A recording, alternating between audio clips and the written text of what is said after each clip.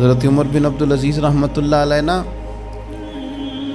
خود نیک تھے نا، تو ایسے لوگوں کو اللہ بندے بھی نیک عطا کر دیتا ہے۔ اپنے وزیر خزانہ سے بادشاہ وقت گھر والوں نے اصرار کیا کہ اس عید پہ کپڑے نئے ضرور سلوانے،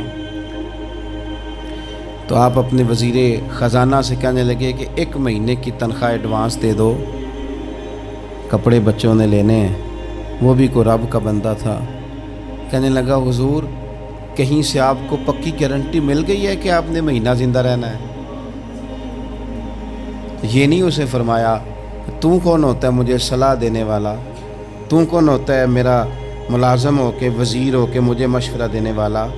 حضرت عمر بن عبدالعزیز کی آنکھیں آنسوؤں سے بھر گئیں اور فرمانے لگے رب تیرا بھلا کرے، عمر کو حقیقت بھولنے لگی تھی، تو نے عمر کو یاد کرا دی، بھولنے لگی تھی۔ گھر آ گئے اور اپنے گھر والوں سے کہنے لگے میرے پاس گارنٹی نہیں ہے مہینہ جینے کی، لہذا میں تمہارے لیے ادھار نہیں پکڑ سکتا، دیر نہ کریں، وقت نہ ضائع کریں۔ قریب آ گیا ٹائم۔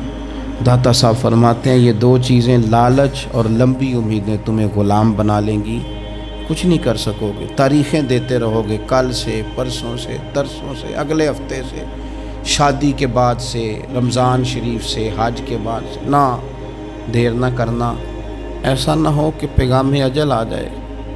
بڑے سارے لوگ تھے، انہوں نے ابھی بڑے کام کرنے تھے۔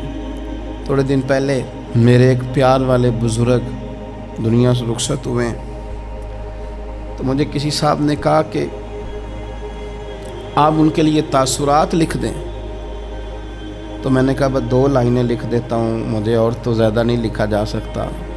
انہوں نے کہا کہ لکھ دیں، تو میں نے لکھ کے دیا انہیں کہ میری ملاقاتیں ادھوری رہ گئی ہیں،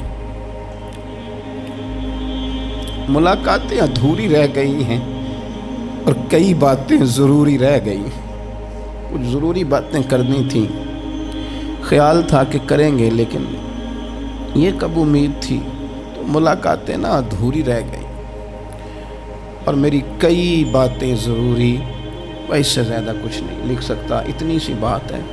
کئی ضروری کام ایسا نہ ہو رہ جائیں اور پھر پچھتانا پڑے، وقت ہے، اس کو غنیمت جان لیں، اس کو غنیمت جان لیں۔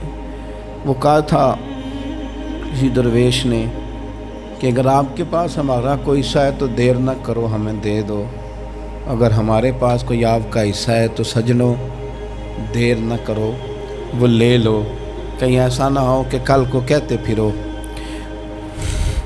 کہ ملاقاتیں ادھوری رہ گئی،